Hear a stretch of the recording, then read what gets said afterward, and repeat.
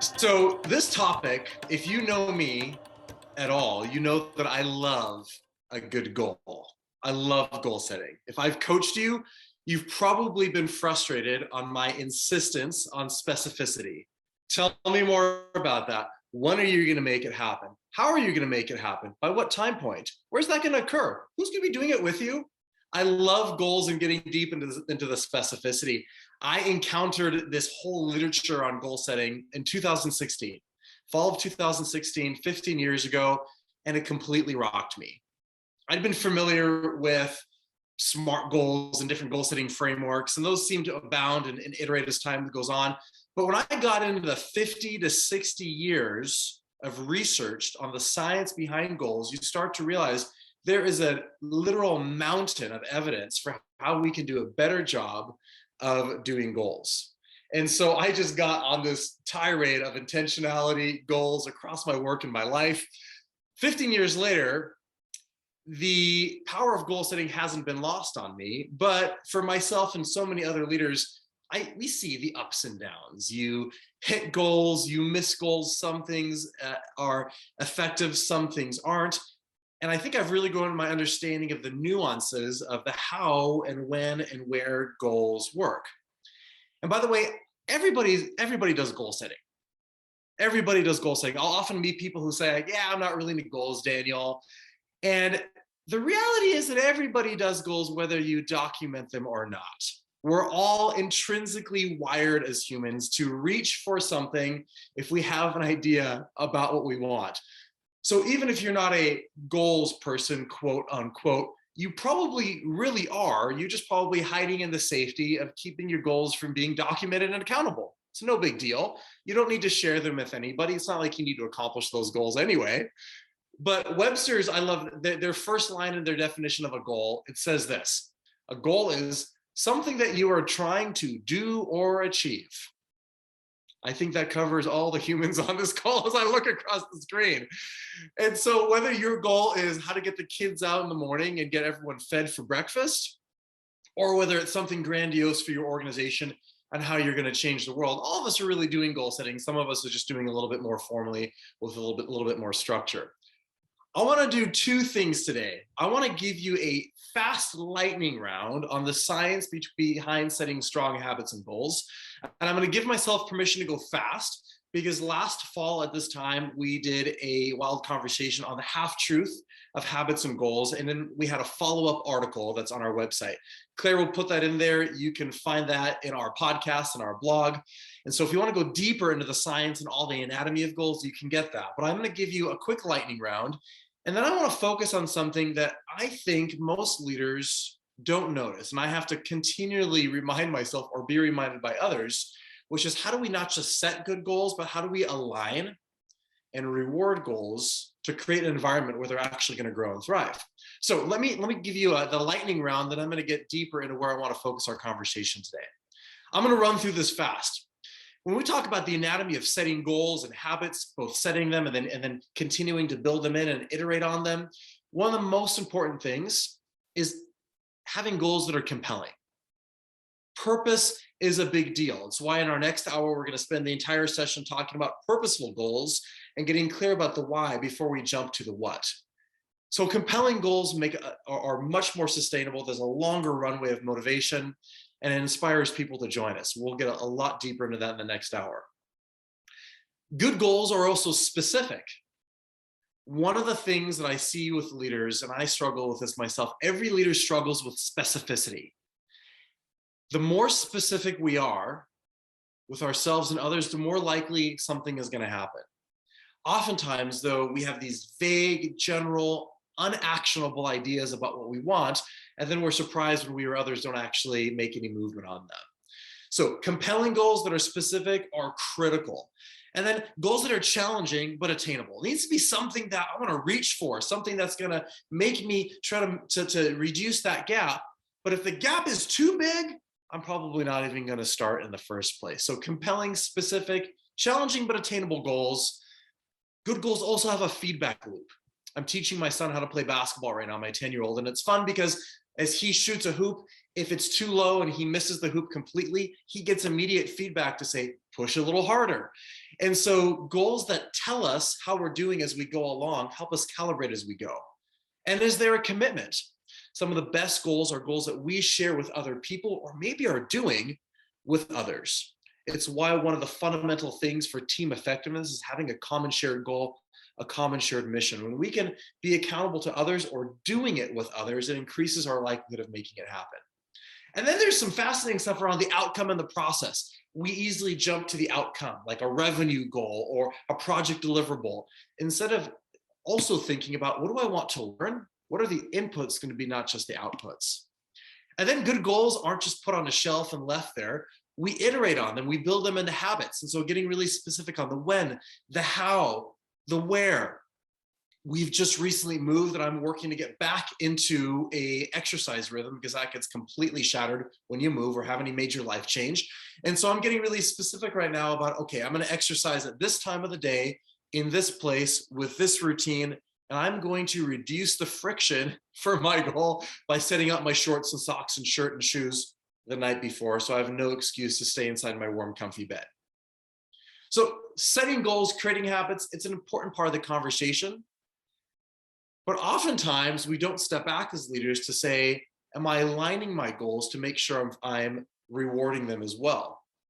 And so oftentimes sometimes we set really weak goals, and that might be the challenge. But I know many of the leaders here are intentional about your goals. And so sometimes we plant bad seeds and they don't grow. It was a bad goal, wasn't really strong, didn't have those components. Sometimes we do a really good job of setting goals, but we plant them in an environment, we put them in a place where there's no likelihood that they're actually going to thrive. So this is what I want to focus on right now, this idea of aligning goals and then rewarding them effectively. There's a gentleman named Stephen Kerr, not the famous basketball coach, organizational behaviorist, who wrote this incredible article that we assign in our executive fellows program. And I've given it to a lot of executives over the years. This article is called On the Folly of Rewarding A While Hoping for B. I love a good title that tells you what the article is going to be about and that makes you want to get more. On the Folly of Rewarding A While Hoping for B. So I'm going to rely on this. Claire will get that in the chat if you want to dig a little bit deeper. I'm going to draw from this. One of my favorite examples that hit me recently was in COVID. A year and a half ago, when COVID hit, everyone's life shifted a little bit, and I found myself working in my basement a lot more than I normally did.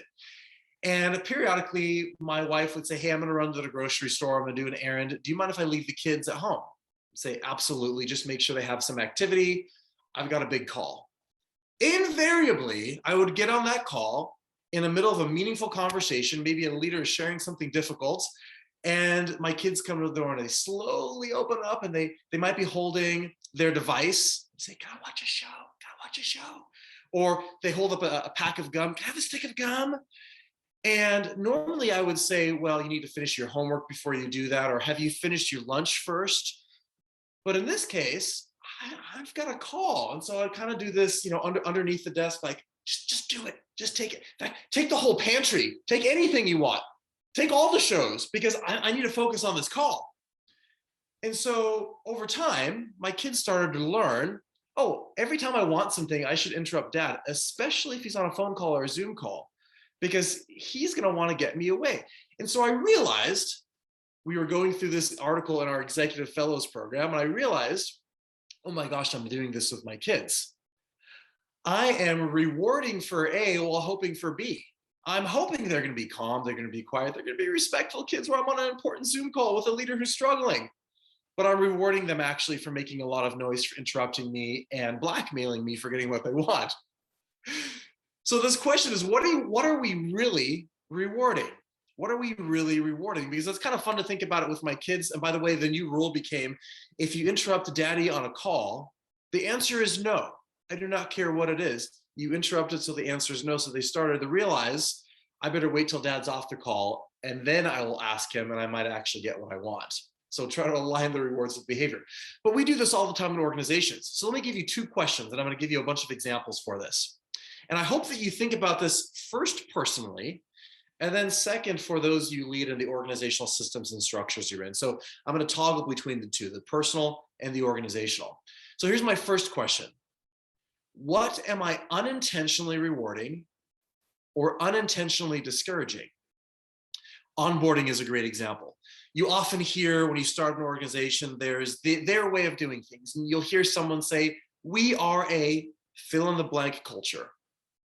We are developing a culture of feedback. Feedback's a gift. I welcome yours. And the new employee gets really excited. This is amazing. I've never been in a place where people are requesting, receiving, giving positive and corrective feedback. And then they bump into the unspoken rules and the deeper cultural assumptions about what's really rewarded.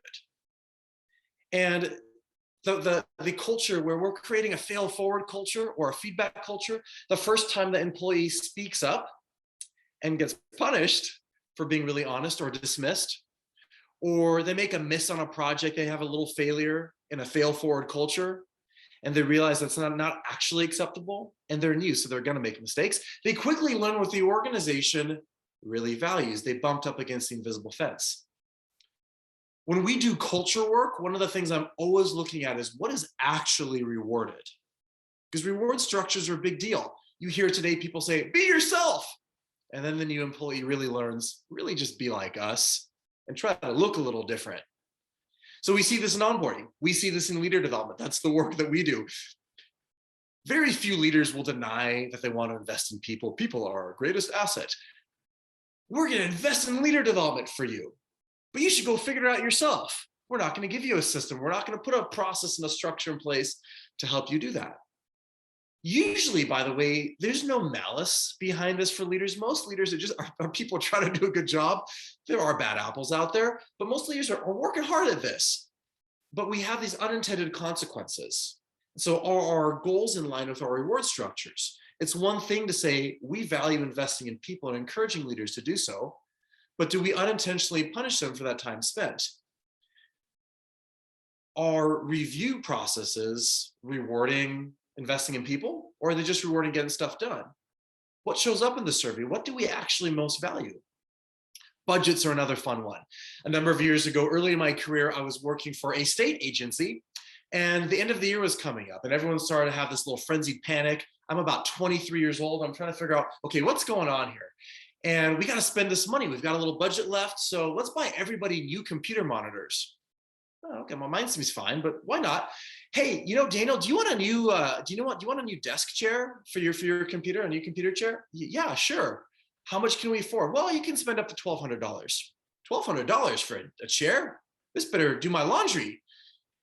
And I started realizing, and I'm going to read this directly from the Kerr article. I thought this was amazing. He states it like this: the allocation of next year's budget as a direct function of this year's expenditures, it's probably conceivable that those who award such budgets and contracts really hope for economy and prudence in spending.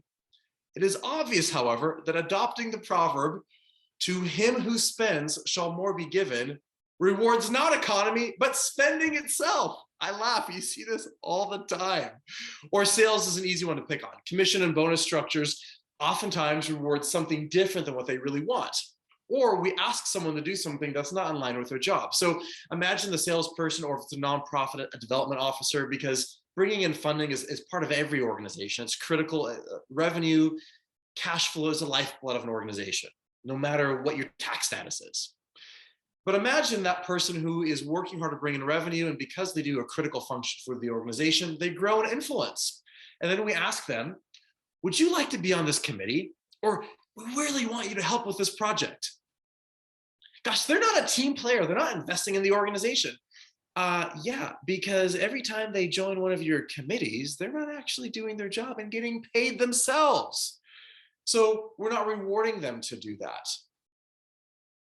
There's so many ways that we see this in commission structures. I'm going to come back to that. There's one organization I know of, for example, that's a jewelry organization. They always brag about the fact that their salespeople aren't on commission. Now, by the way, there's nothing wrong with commission. Commission is great. But they've realized that commission structures for their particular organization were rewarding a different type of behavior than they want. And so it's not that the commission was bad, it's just that let's just make sure we're aligning compensation with the actual goal. There's so many more examples I can get into. I'll rattle off a couple. Unlimited vacation policies today, where you really can't take that much time off. There's kind of an unspoken rule about what the limits actually are. Or new leaders migrating across sectors. One of the most common things I see is whether it's a leader going from nonprofit to for-profit or for-profit to nonprofit, you see often that leaders going from a for-profit organization to a nonprofit struggle because often it's harder to discern what the metrics of success were. And by the way, coming from a for-profit to a nonprofit isn't necessarily a bad thing. There might be something valuable they're bringing, a different perspective, but we don't always assume that they're going to be successful just because they run a successful organization. Sometimes you get into an organization, you realize that revenue or the bottom line is not just the only thing that's valued here. Social benefit organization often has a different metric for success that might be a little bit hidden. So sometimes those leaders, they struggle to figure out, okay, what is actually being rewarded? They brought me in saying they value my business acumen and fiduciary responsibility, but I'm realizing that's not actually what matters most here, even though it's important. Or I often hear leaders, executives will say, we want our managers to be a deeper part of the long-term strategic planning process, but we're actually rewarding them for short-term results. Or vulnerability in leaders. We say we want it, but then if a leader is too vulnerable, we lose our confidence in them. And so we unintentionally punish it. We see this all the time in work or life. So the second question, let me flip it. Let's get a little bit more appreciative. And I'll be honest, even preparing for this, it was so much easier to find places where goals and incentives were not aligned. It was harder for me to start to think about, where do I see this go well? And there are examples out there. So for example, I've seen some organizations that have decided to take a really hard look at their performance review process and reward leaders for actually investing in people and building culture, not just tasks. And by the way, don't diminish tasks because your organization has to do the thing it does, but putting an increased weight on investing in the people who are going to do those tasks as well, whether that be creating time and space for them to do that, or looking at how that comes up on surveys or reviews to say, who are the leaders who are actually investing in people? Or one of the things you see organizationally, there's challenges with all these, but this triple bottom line movement or double bottom line, where organizations are striving to look at profit is always going to matter because it's the lifeblood of a business. People got to get paid and be able to do their work and feed their family. And let's look at other metrics as well, impact on people inside and outside the business. Or commission and bonus structures, back to that. I had one organization that realized they were doing a great job of rewarding individuals in their business to go after new business, but they weren't necessarily rewarding people in their business for caring for their existing customers. And so they shifted their compensation structure to enable certain people in an account management function to actually get a really good bonus structure for serving the people that have been with them for a long time, not just incentivizing new business. Or maybe even my kids, rewarding them for letting them do that screen time or play with the neighbor when homework is complete, and not just complete, but checked, because if it's just complete, they'll get it done really fast and it will be wrong. So this lands on our goals. We think about, what do I want to reward?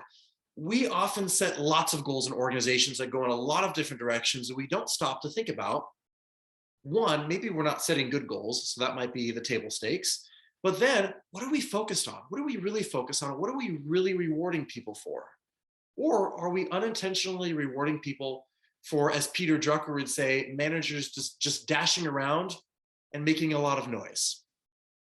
So this is not just reducing the friction from setting a good goal, but creating an environment where the goal can get actualized. We're all doing goals informally anyways. The next level is stopping and saying, how do I align it with my reward structures? So if I know what I want to accomplish this year, how can I incentivize myself to actually make that happen and not unintentionally discourage it? And how can I incentivize people to move towards the things that they want and I want for them as well? So I'm really excited about this conversation. Megan's going to take over, lead us out, then we'll come back and debrief. And I've got one final thought for you to take it to the next level after the conversation. I love Ron, all those comments. But Ron, that piece where you said we help to gently challenge and coach each other up, I think that's the hope for the WiLD conversation. So thank you for that. One of the things I alluded to, but I didn't focus heavily on, which we're going to be getting into in the next hour, is going back to purpose. If we don't have a clear purpose, that reason why, we won't know what's the most important. And if we don't know what's most important, we'll end up reinforcing many things, but maybe not the things that matter most. So one of the worst things I could do would be to send you off and say, set really strong goals and align the rewards without the reminder that, without stepping back and knowing the why before we even get into that, starting with what is the purpose, then what's the goal, and then how I'm going to reinforce the goal. And so today, I hope that this was giving you some ideas of what to do. In our next session with real-time coaching, we're going to get into the how. We're going to actually do a live coaching conversation, like Ron noted there, and show what it looks like to get purposeful about these goals and reinforce them. So if you want to get a little bit more specific with a deeper coaching conversation, I hope you can join us. I hope that you leave more equipped to set and reinforce good goals, but also continue to remember, this is the WiLD thing, the whole and intentional thing, is continuing to connect to the why behind the what, so that we're not executing by accident, but with intention.